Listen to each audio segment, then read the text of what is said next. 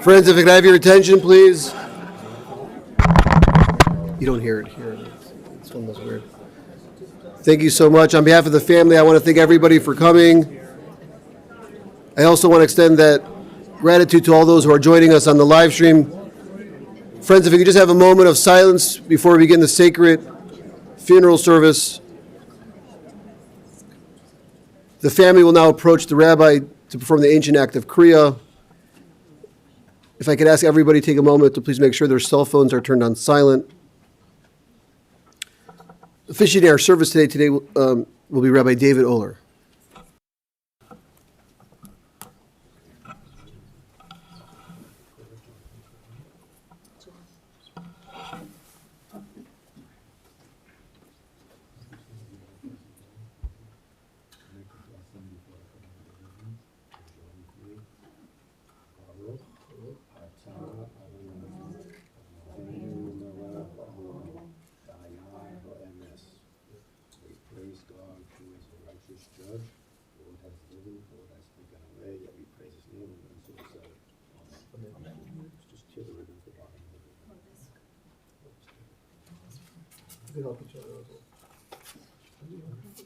It's okay.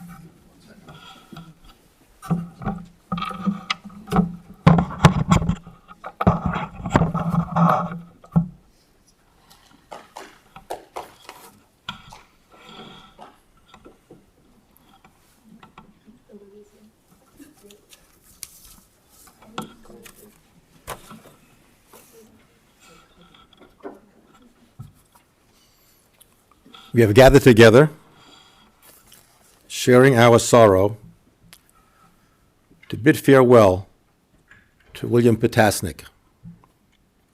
We recall the wonderful blessing of his life. We are grateful for the precious memories and the wonderful inspiration which shall endure. What though the radiance which was once so bright be now forever taken from my sight? Though nothing can bring back the hour of splendor in the grass, of glory in the flower, we will grieve not, rather find strength in what remains behind, and the primal sympathy which having been must ever be, in the soothing thoughts that spring out of human suffering, in the faith that looks through death, in the years that bring the philosophic mind. The love of the human heart is the most real and the most beautiful of all the realities we know. It is the richest gift of our humanness. It is the love that joins us together as lovers, as husband and wife, as parent and child, and as friends and neighbors. Whatever the length of time may be, to have known something of this is to have experienced the supreme privilege of being human. The anguish of parting cannot destroy this most real of all realities. The love has been, the affection has existed, the ties have been woven. Life has been shared, the joys and the sorrows. This has been as real and strong as anything in life. The love that once was born can never die. It has become a part of us, of our life, woven into the very texture of our being. Each of us would wish to leave some part of ourselves, yes, every one of us, some memory, some influence for good. So here and now, we bear witness to the one we knew in life, who now in death bequeaths a subtle part, precious and beloved, which will be with us in truth and in beauty, in dignity and in courage and love to the end of our own days. The 23rd Psalm.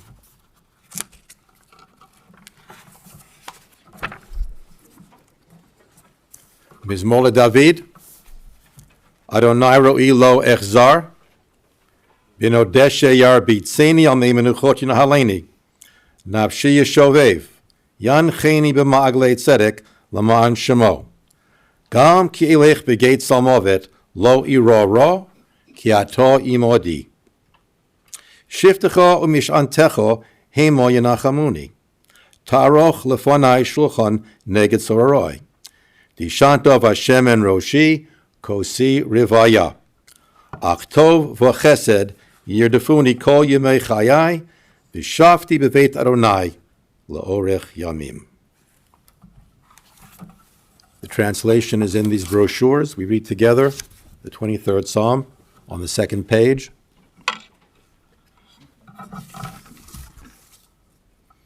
The Lord is my shepherd, I shall not want. He maketh me to lie down in green pastures. He leadeth me beside the still waters.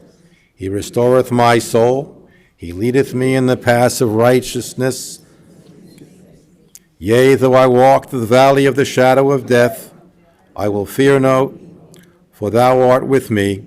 Thy rod and thy staff, they comfort me. In the presence of mine enemies, thou anointest my head with oil, my cup runneth over. Surely goodness and mercy shall follow me all the days of my life, and I shall dwell in the house of the Lord forever.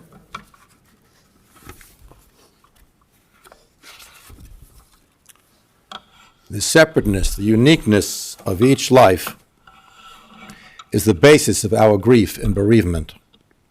Look to the whole world, and there is no one like William Petasnick. But Bill still lives on in our memories, and though no longer a visible part of our lives, he will always remain a member of this family and this community through the wonderful influences that he has had and the special part he has played in your lives and in so many lives throughout our country. Fear not death. We're each of us destined to die. We share death with all who ever lived, with all who ever will be. Death is better than a life of pain and eternal rest than constant sickness. As a drop of water in the sea, as a grain of sand on the shore, are man's few days in eternity. The good things in life last for limited days, but a good name endures forever.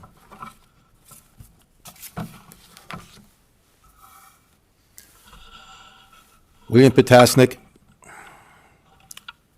died unexpectedly. His last several years were challenging ones, but he did not let his illness define him. He faced it with courage, and he remained as active and as engaged as he possibly could. For the last 11 and a half years, Bill was married to Irene. Theirs was a loving, wonderful relationship, intimate and close. They did everything together. They traveled together.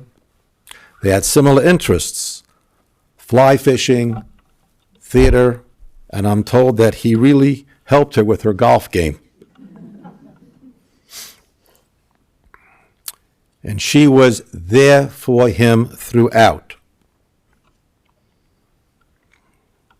taking care of him with devotion until the very end. They had many professional colleagues and friends with whom they were involved as well over all this time. Bill was married for 44 years before to Bobbe. They met when they were freshmen at the University of Wisconsin in Madison. There was an instant connection. And throughout life, they had friends from their college years that remained their friends throughout. Bobbe supported Bill's development professionally and in all respects, all throughout life. They had 2 children together, David and Ellen. Bill was always there for his children, always supportive, always loving. When John joined his family through Bill's marriage to Irene, Bill was close with John, like a son. They respected and loved each other as well. The in-laws, Jen, Michael, and Amy, were welcomed by Bill always into the family with warmth and love. Bill was especially proud to be the grandfather of Sam, Grace, Isabella, Zach, Olivia, and Charlie. They brought him so much joy. He loved each of them as an individual person. He liked nothing better than telling them stories about his life and other kinds of stories. And they were fascinated by his stories, and he got a lot of gratification out of that. He loved being a grandfather. He remained close throughout life with his brother Jerry, who was married to Barbara, and to his sister Lois, who had been married until he passed away, to Earl. Bill was the youngest. He was the baby of the family. And his siblings were nurturing and supportive of him, not just when he was a kid in Sheboygan, but throughout his life until the very end. For over 19 years, Bill served as the president and the chief executive officer of Froedtert Health Incorporated in Milwaukee, Wisconsin. As a national leader, he served as the chairperson of the American Hospital Association Board of Trustees, the Council of Teaching Hospitals of the Association of American Medical Colleges, and the Wisconsin Hospital Association. He is the recipient of several prestigious awards, including an honorary doctorate in healthcare management from the University of Wisconsin at Milwaukee, and an honorary doctorate degree in medicine. Hope he didn't operate on anybody here.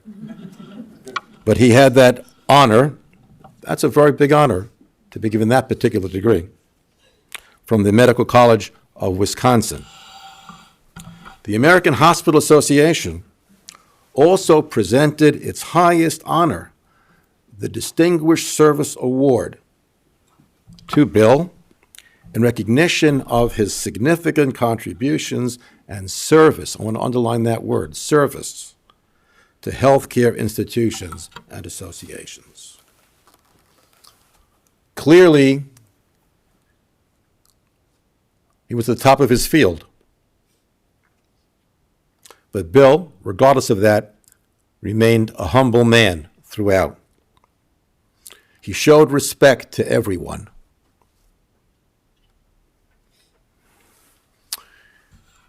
He devoted his life to being of service and to doing so with caring in a sensitive way.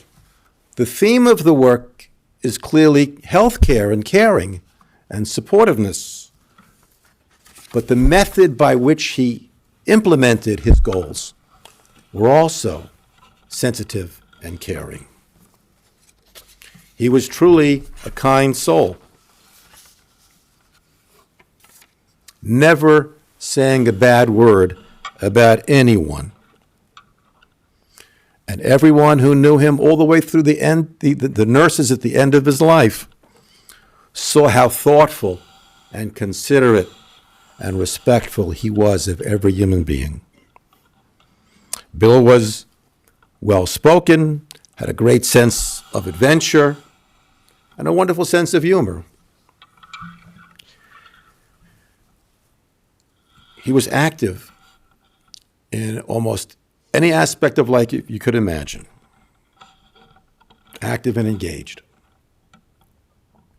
He was raised in the Jewish community in Sheboygan by his loving parents, who taught him the values by which he lived.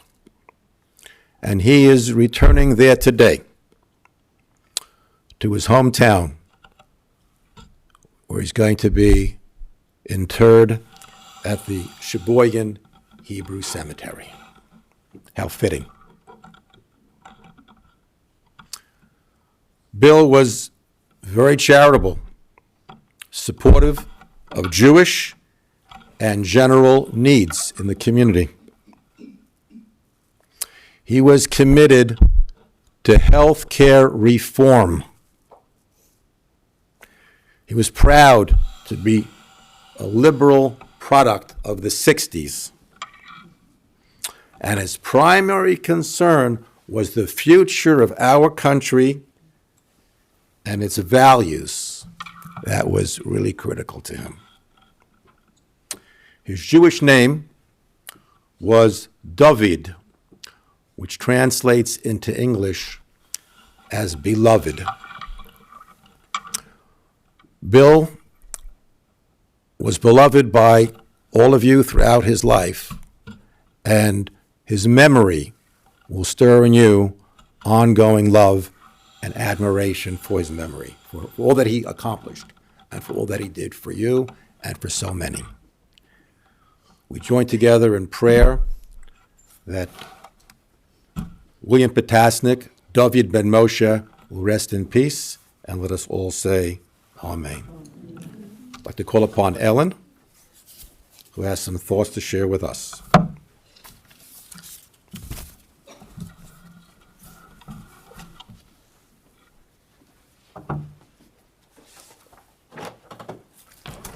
Is this one more water?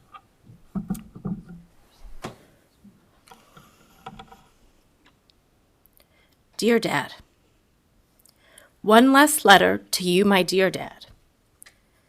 As you know, Dad, I always wrote you letters, often asking for things like a dog, my own phone line, or a car in college. However, there's nothing more for me to ask of you, because you have given me everything, and so much more than any materialistic possession. This letter is simply a thank you letter. Thank you for teaching me how to be me. I am the person today because of you and Mom. How lucky I am to have had someone like you instill all the values and morals I have. It wasn't through daily lectures or deep conversations that I learned from you, but it was by your actions. You taught me some of the most basic things people take for granted in life: honesty, integrity, thoughtfulness, and wisdom. Dad, you applied all of these traits in both your professional and personal life. You taught me to be kind, to teach everyone with the same level of respect you would want. I witnessed this as I would walk the halls of the hospital with you, and you would say hi to everyone, from a visitor to janitors to heads of departments. Even as your titles changed through the years and you gained more responsibility, and ultimately was the head honcho, you never wavered from these values you always demonstrated and passed on to me.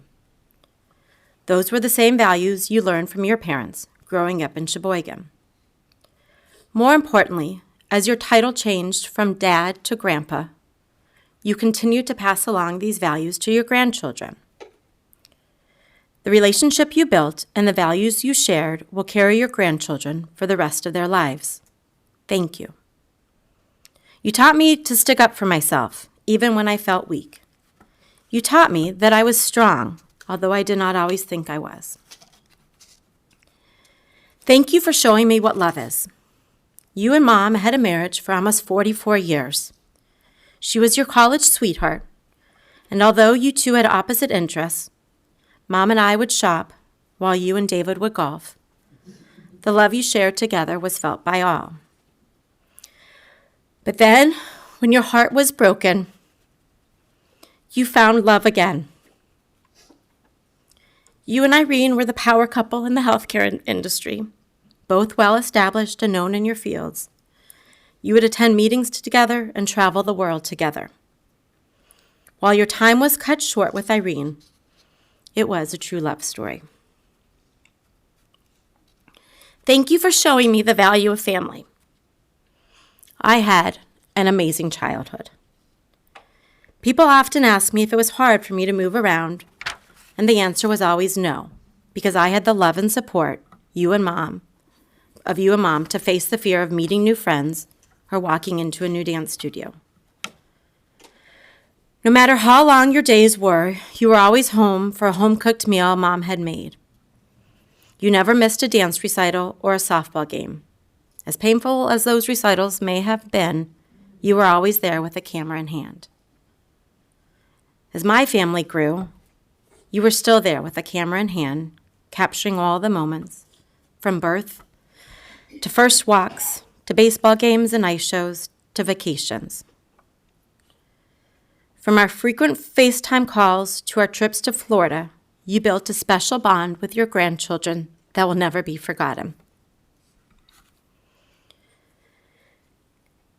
Thank you for all the memories.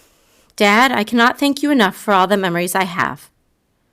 From you singing Edelweiss from The Sound of Music as you put me to bed when I was little, to you standing on the edge of Virginia Beach, frantically watching David and me swim in the Atlantic Ocean, and constantly telling us we were out too far, even though we could still touch the bottom.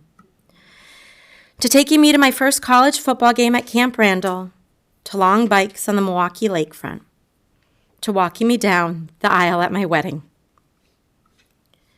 Most importantly, thank you for all the memories of you loving me and me loving you.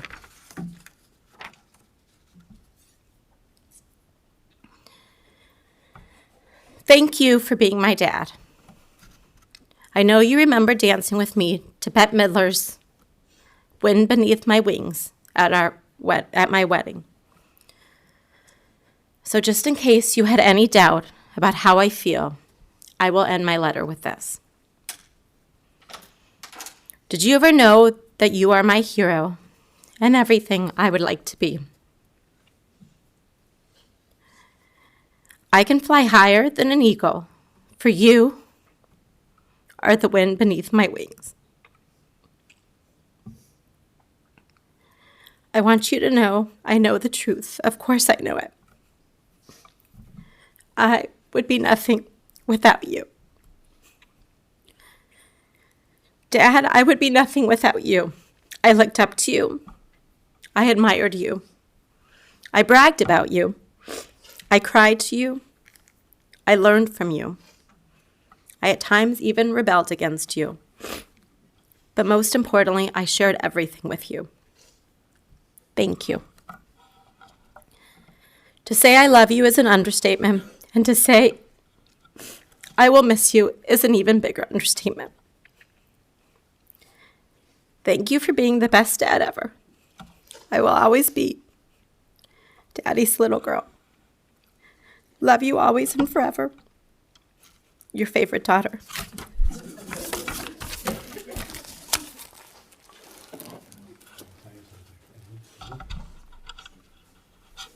David?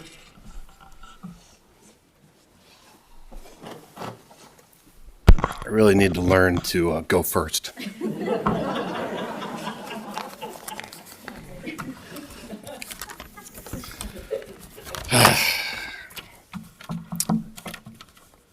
First of all, I'd just like to thank everyone for being here.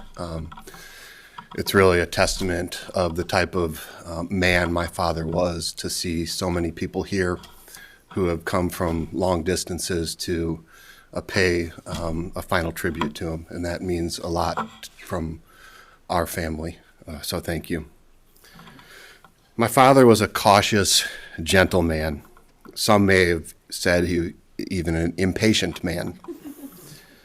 He wasn't the boisterous type. In fact, he was a man of few words, so when he spoke, you tended to listen. He was fiercely ambitious and amazingly successful, as my sister said, moving us across the country a few times to advance his career. But always in the end, we benefited from that move as well. My father was the type of leader that we all strive to be. He handled even the most complex problems with grace and integrity. He truly cared about the people that he worked with. He handled even the most complex, He was humble with his success, and it was always, always about the team. It was never about just him achieving a goal. Dad did things the right way, which in the end I think is why he is so highly respected.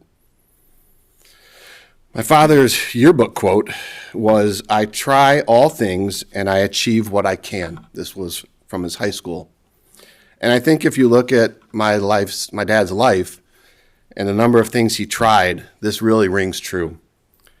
Tennis, sailing, biking, golf, photography, fly fishing, ballroom dancing, pizza making, which we loved, one time trying to make spaghetti, and art. There was also one unfinished basement remodel in Madison, Wisconsin. One. He was a great dad. He was firm, fair, but demanded our best. He challenged both of us academically and was always there to provide counsel and advice, especially for me as I followed his footsteps into healthcare. And as Ellen said, even though my father worked long hours, he was always there. He was always there. He looked forward to our summer vacations, which Ellen talked about, often to the beach. What she didn't mention, what those vacations were filled with us yelling at each other in the back seat, music that we couldn't stand, laughter, and often a excursion to some random historical site. Now, oddly enough, it's the very music that I couldn't stand as a child that I now find comfort in. My dad was my forever golf partner. I loved playing golf with him. There was always good conversation, laughter, and advice. And unfortunately, my father never took my advice and spent some time on the practice green. My greatest sports memories are with my dad. We were extremely fortunate. We attended a few NFC championship games, a Packers Super Bowl, a Final Four that included the Badgers and the Tar Heels, and recently we attended a Brewers NLCS game. These days were always more than about the sports on the field. It was about my dad and I coming together. And even when I was a teenager and I didn't think my parents knew anything, sports brought us together and created the special bond that my dad and I have. Zach, Grace, Isabella, Sam, Olivia, Charlie. Pay attention. You are now Grandpa Bill's legacy. His life was defined by hard work, integrity, service to others, and lifelong learning. He never judged, and he was always there to provide a helping hand to those in need. Remember those qualities as you live your life. In death, my father taught me one final lesson, and that is to live every day to its fullest, because you never know what's around that bend. A great tomorrow is promised to no one. Unfortunately, I had a decent amount of time to think about the words that I would share today. And I kept coming back to some lyrics from a Dan Fogelberg song. Yes, I said I enjoyed the music that my dad made us listen to. The leader of the band is tired, and his eyes are growing old, but his blood runs through my instrument, and his song is in my soul.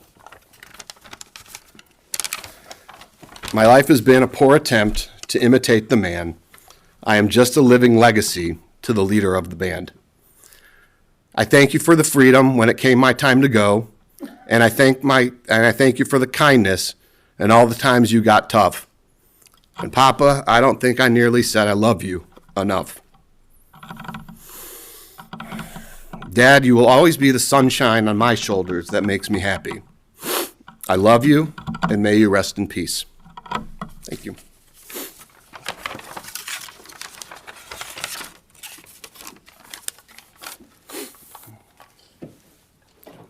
Grandchildren, please come up.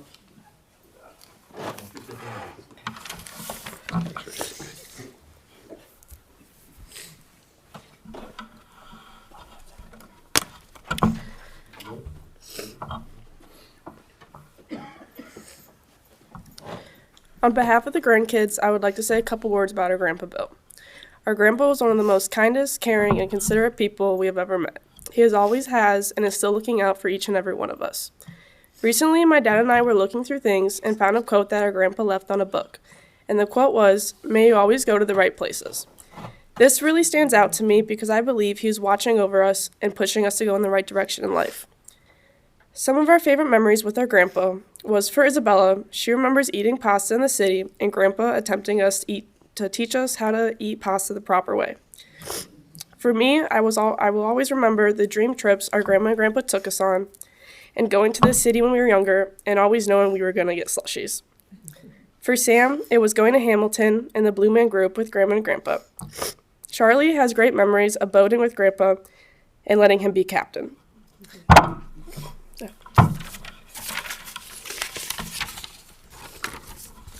Grandpa and I connected on everything. Through the Packers and sports, we always had a connection. He meant everything to me, and visiting him was the best. He always gave us unconditional love, and he would always take us time out of his day to talk to us. Even when the pandemic happened and our travel plans to see him got limited, he still made an effort to FaceTime us all the time. Grandpa, you've changed my life more than you know. I miss you and I love you.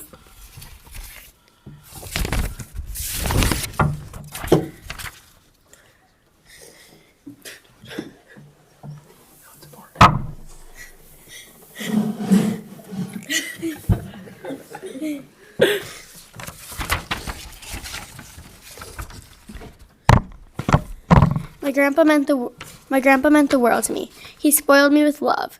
Grandpa taught me so much in my life. He was my biggest role model. We've always had a connection through caring for people. I loved coming to Florida to visit you and Grandma whenever I could. My mom would always tell me stories about how Grandpa would help people even if they couldn't afford it. That has always inspired me.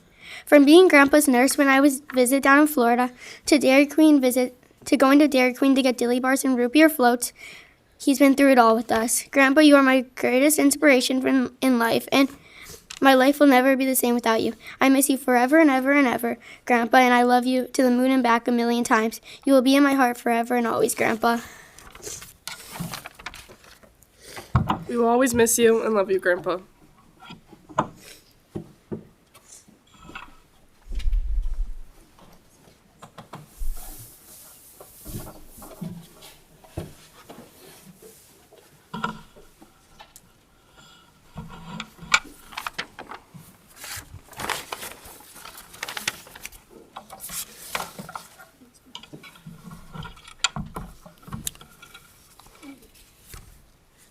When evening twilight fades away, the stars, invisible by day, shine forth against the darkness of the night. So too at death of one we love, in the darkness of our sorrow, the light of his life shines forth, clear and bright, warm, radiant, and steadfast, lighting our way, lifting our spirit and our courage, a memory, an influence, and a presence to be treasured until the end of time. Please rise.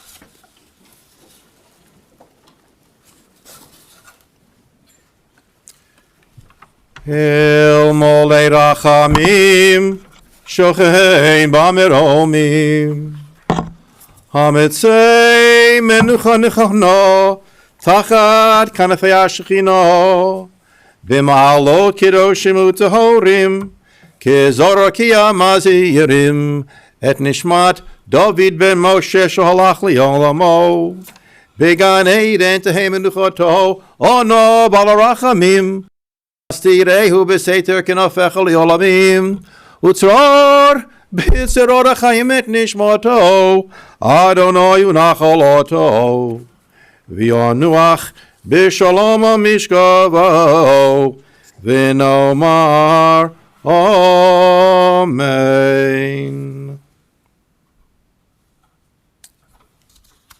The translation of which you can find on the second page of the brochure. We read together, El Malei Rachamim, O God, full of compassion, thou who dwellest on high, grant perfect rest beneath the sheltering among the holy and pure who shine as the brightness of the firmament, unto the soul of William Bill Petasnick, who has gone. Lord of mercy, bring him under the, and let his soul be bound up in the bond.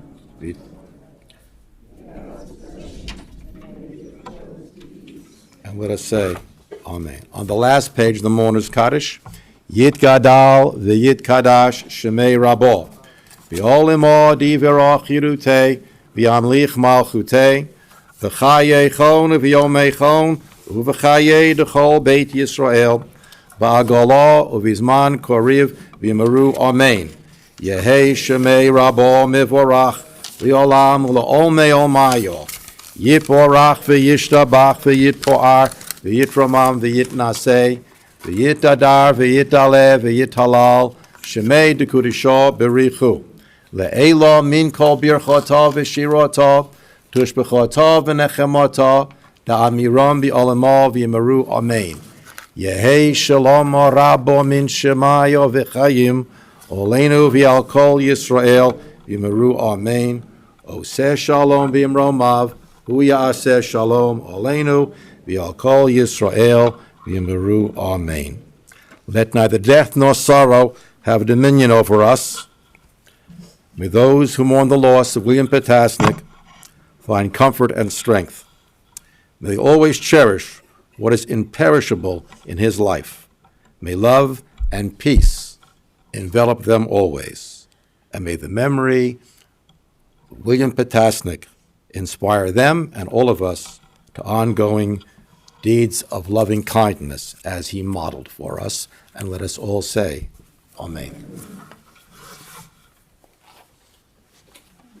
Friends, you may be seated.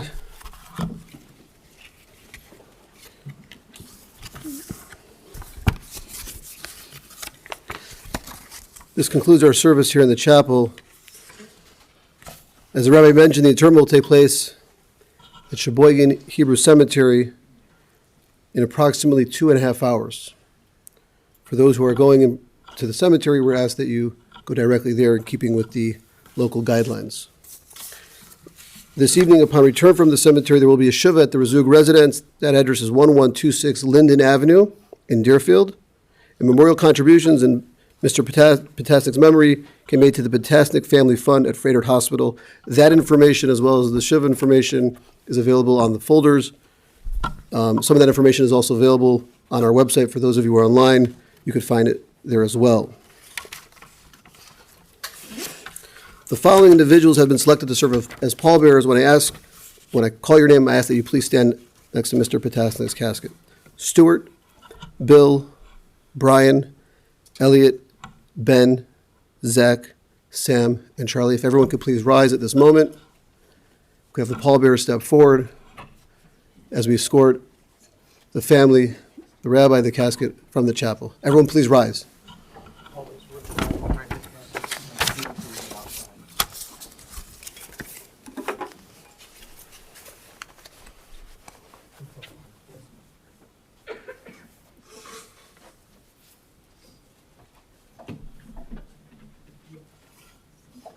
With David Mizmor, L'nai Eretz Malawat Tevel v'Yoshvei Voch, Yoya Mim Yisodov Al Naharot Chodeneho, Mia Ale B'Hawar Anai, Umia Kum Bimkom Kodsho, Niki Chapayim Uvar Levov, Ashol Nasov Navshov Nash, Lonis Bala Mirmo, Yisover Achom Me'eter Anai, Ushidakal Melo Hegesho, Zedor Dorshov, Vakshek Onecho, Yaakov.